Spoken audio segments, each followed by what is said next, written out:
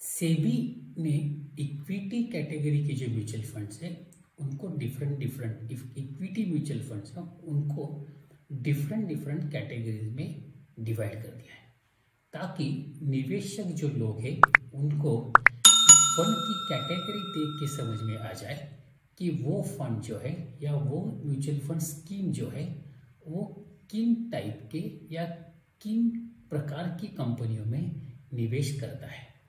देखिए, जैसे पहली कैटेगरी उन्होंने बनाई वो है एक लार्ज कैप फंड, उसके बाद दूसरी कैटेगरी उन्होंने बनाई वो है large cap mid cap fund, तीसरी कैटेगरी जो है वो है मिड कैप फंड, उसके बाद स्मॉल कैप फंड, उसके बाद मल्टी कैप फंड, उसके बाद ELSS, सेक्टरल फंड और सॉल्यूशन ओरिएंटेड फंड।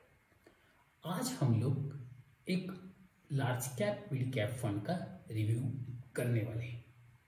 तो रिव्यू करने से पहले हम लोग ये समझ लेते हैं कि एक्चुअली ये हम लोग पहले तो इस कैटेगरी के बारे में ठीक से जानकारी ले लेते हैं। तो क्योंकि क्या होता है कि जब हम लोग कैटेगरी अगर फंड की ठीक से समझ में आ जाए हम लोगों को, तो फंड का सिलेक्शन करने में हम या कंपैरिजन करने में एक काफ़ी आसानी हो सकती है।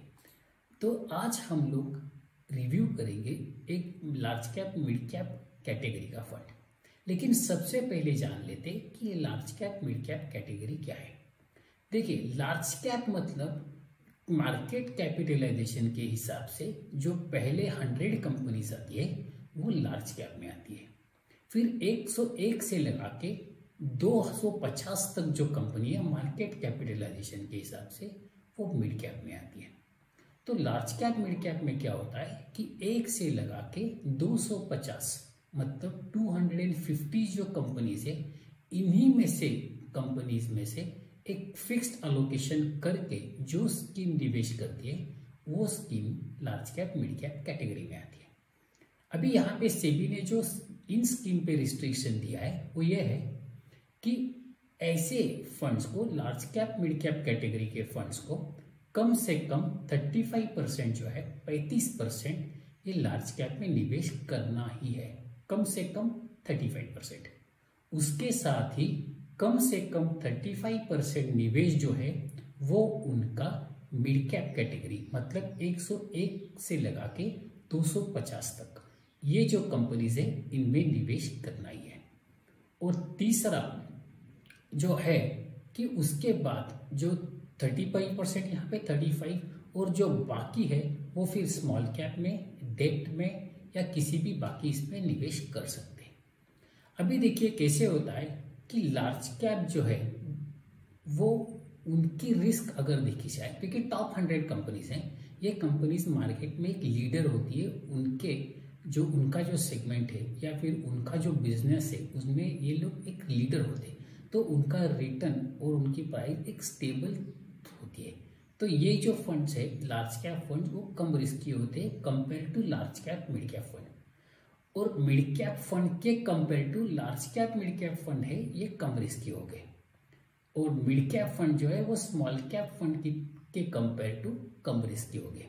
मैं जानबूझ के जो रिस्क पार्ट है उस पर थोड़ा ज़्यादा हाईलाइट करता हूँ क्योंकि आपको ये समझ में आ जाए कि लार्ज कैप फंड में रिस्क कम है, लार्ज कैप मिड कैप में उससे ज़्यादा है लेकिन मिड कैप से कम है, मिड कैप में लार्ज कैप मिड कैप से ज़्यादा है लेकिन ये, तो यहाँ पे आपको जितना अगर स्मॉल कैप आप देखा जाए तो वहाँ पे आपको रिटर्न अच्छे मिल सकते हैं लेकिन वहाँ पे रिस्क भी उतना ही ज़्यादा है। तो उसके बाद देखते हैं कि large cap mid cap fund में निवेश करने के बेनिफिट क्या क्या। जैसे मैंने कहा कि टॉप की 250 कंपनीज में निवेश होता है, तो ये एक सेट बिजनेस है, तो यहाँ पे आपको मार्केट के कंपैरेटिवली वोलेटिलिटी कम मिलेगी और एक लार्ज 250 कंपनीज में निवेश होने से थोड़ा फंड का परफॉर्मेंस जो है वो स्टेबल रहेगा। जैसे मैंने कहा इस्टेब्लिश बिजनेस है, ये सब जो 250 कंपनी थे समझो भारत इंडिया की, तो यहाँ पे इनका क्वालिटी ऑफ स्टॉक जो है वो ऑटोमेटिकली अच्छा हो जाता है।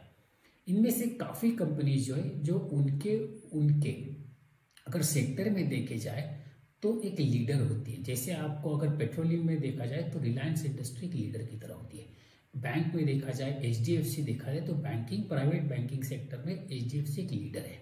जैसे कि HDFC लिमिटेड देखा जाए तो एक हाउसिंग सेक्टर में लोन देने वालों में से समझो गृह फाइनेंस है, LIC हाउसिंग फाइनेंस है, इसके कंपेयर टू HDFC फाइनेंस एक लीडर है।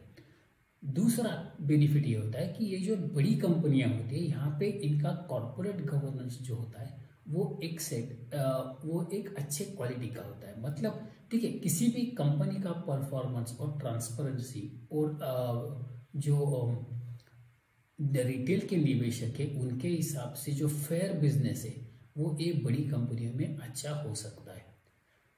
और दूसरा आखिरी में बेनिफिट ये है कि ये जो फंड है लार्ज कैप मिड कैप, ये मिड कैप में एक्सपोजर ले रहे हैं, लेकिन उनको मिड कैप का एक्सपोजर वो एक रिस्ट्रिक्ट कर सकते हैं। मतलब क्या होता है कि मिड कैप में एक्सपोजर लेके वो फंड का रिटर्न अच्छा बढ़ा सकते हैं, लेकिन रिस्क जो है वो प्योर मिड कैप फंड जो है उसके कंपेयर टू आपको large cap mid cap fund में कम मिलेगी।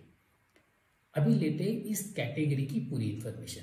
इस कैटेगरी में 28 स्कीम्स है और एवीएम अगर देखा जाए, नंबर ऑफ फोलियोज देखा जाए तो 48,38,000 के करीब फोलियोज है। उसके बाद अगर नेट असेट देखा जाए तो 58,454 जो करोड़ है वो उसका एरिया में। ये नंबर्स मैं आपको क्यों शेयर कर रहा हूँ, तो यहाँ पे ये नंबर्स देखो आपको पता चल जाता है कि कितने निवेशक जो है वो इस कैटेगरी को निवेश के लिए प्रिफर कर रहे हैं। दूसरा, अभी आज हम जो फंड रिव्यू करने वाले हैं वो है Mirae asset emerging blue chip fund. देखिए यहाँ पे एक ब्लू चिप और असेट और ब्लू चिप के बीच में इमर्जिंग है। ये इमर्जिंग जो वर्ड आता है वो मिड कैप एक्सपोजर होने से आ रहा है। तो चलिए देखते हैं कि ये फंड क्या करता है। तो इस फंड में हम लोग क्या क्या देखेंगे, तो पहले हम लोग देखेंगे कि इस फंड के फंड मैनेजर कौन है। दूसरा, इस फंड का हम लोग बेसिक डिटेल्स देखेंगे, फंड फैक्ट्स देखेंगे। उसके बाद हम लोग इस फंड का 1, 3, 5 साल का रिटर्न्स देखेंगे। उसके बाद हम लोग इस फंड का रिटर्न्स जो है वो बाकी दूसरे जो इसी कैटेगरी के फंड्स है उनसे कंपेयर करेंगे। उसके बाद हम लोग रिस्क रेशो देखेंगे। हम लोग रिस्क रेशो भी है जो बाकी इसी कैटेगरी के फंड्स है उनके साथ भी कंपेयर करेंगे। और फिर हम लोग अंत में देखेंगे कि किन लोगों के लिए ये फंड में या इस कैटेगरी के फंड में निवेश करना ठीक रहेगा। तो पहले देखते हैं कि इस फंड के फंड मैनेजर। देखिए, मैं हमेशा कहता हूं कि किसी भी निवेशक के लिए अगर वो निवेश करता है तो उसका फंड मैनेजर सबसे ज्यादा इंपॉर्टेंट होता है। क्योंकि क्या होता है कि आप जब निवेश करते कहाँ पे निवेश करना है फंड का, ये फंड मैनेजर जो है वो आइडेंटिफाई करता है अपॉर्चुनिटीज। तो हमको जब हम लोग निवेश करते हैं तो हमें हमारे फंड का फंड मैनेजर कौन है, उसका एक्सपीरियंस कौन है, जानना उतना ही जरूरी है। तो इस फंड के फंड मैनेजर है नीलेश सुराना। यहाँ इनको 24 ईयर से ज्यादा का एक्सपीरियंस है और इस फंड को ये फंड जब से लॉन्च हुआ है तब से मैनेज कर रहे हैं। अभी नीलेश सुराना जो बाकी स्कीम्स मिराई असेट में मैनेज करते उनके मैंने यहाँ पे 1, 3 और 5 साल के रिटर्न्स आपके सामने रखे। देखिए, ये रिटर्न्स आप एक दूसरे के साथ कंपेयर मत करना, मैं हमेशा कहता हूँ, क्योंकि ये जो तीनों फंड है ये अलग अलग कैटेगरी के हैं। मतलब देखिए कि Mirae asset hybrid equity fund है, मतलब उस पर डेब्ट और इक्विटी का कंपोनेंट है और डेब्ट का भी काफी सब्सटेंशियल हो सकता है। टैक्स सेवर है, ELSS कैटेगरी है। और ये जो तीसरा फंड है जिसका हम लोग रिव्यू कर रहे हैं, इस फंड का ऑब्जेक्टिव अगर देखा जाए तो किसी भी नॉर्मल डाइवर्सिफाइड इक्विटी फंड की तरह लॉन्ग टर्म में कैपिटल एप्रिसिएशन करना ये प्राइमरी ऑब्जेक्टिव होता है।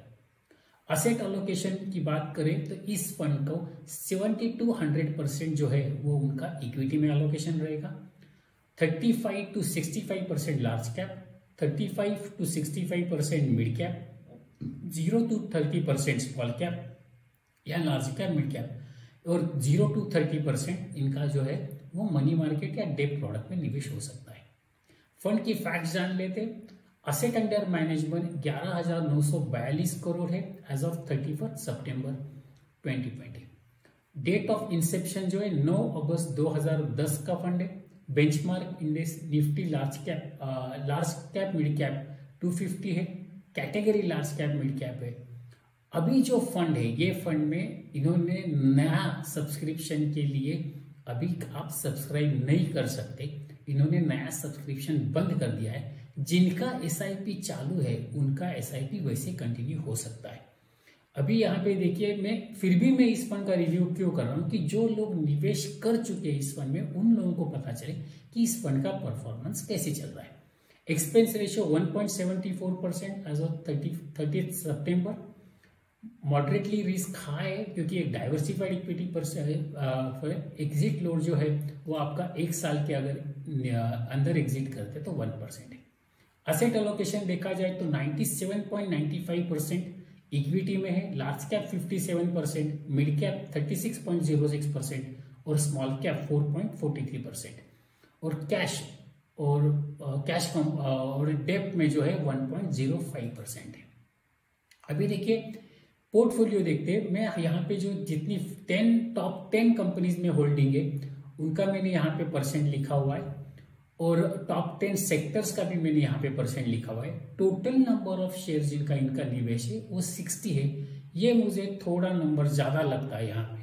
नॉर्मली मेरे हिसाब से देखा जाए तो 50 के अंदर अगर हो तो फिर एक फोकस्ड होता है, और अगर ज्यादा क्वांटिटी है ओवर डाइवर्सिफिकेशन होने के भी चांसेस होते हैं।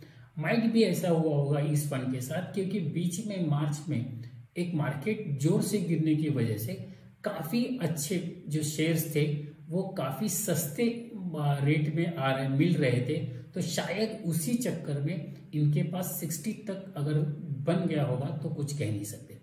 उसके बाद हम लोग देखते हैं कि लास्ट क्वार्टर में इस फंड ने क्या खरीदा है।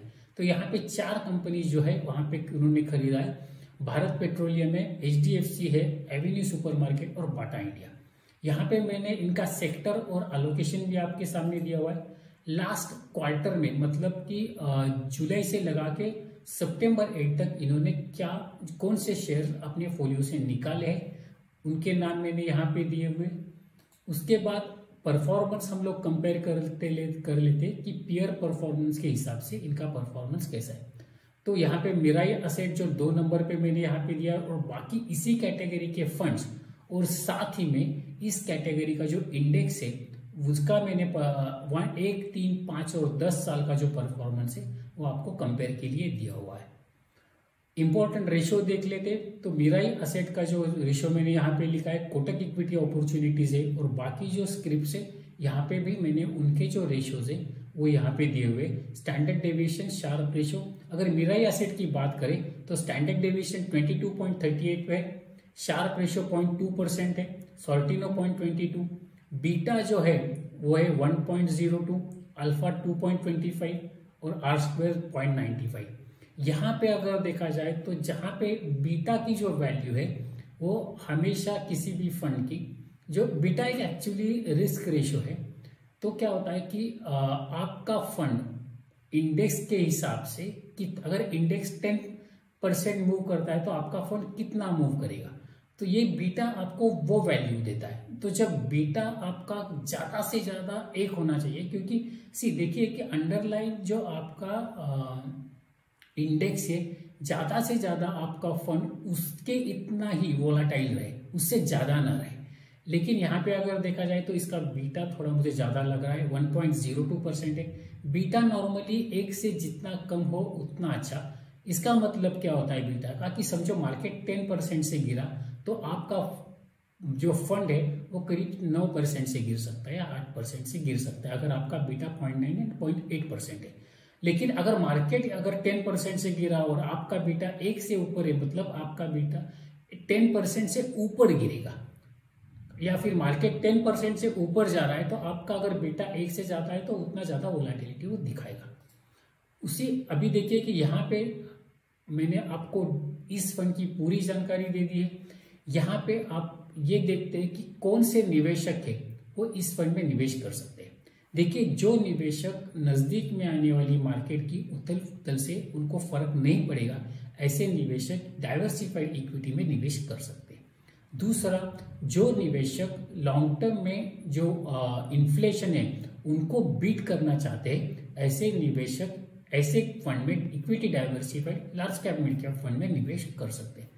जो निवेशक 7 साल के ऊपर का जिनका नजरिया है, ऐसे निवेशक इस फंड में या ऐसे फंड में निवेश कर सकते हैं। या फिर जो निवेशक एक लॉन्ग टर्म गोल के लिए प्लान निवेश कर रहे हैं, जैसे कि रिटायरमेंट है या फिर बच्चों के एजुकेशन है या शादी है, तो ऐसे निवेशक long term large cap mid cap category में निवेश कर सकते हैं। देखिए, मैंने आपको यहाँ इस फंड के काफी हद तक पूरी जानकारी जो है वो दे दी है।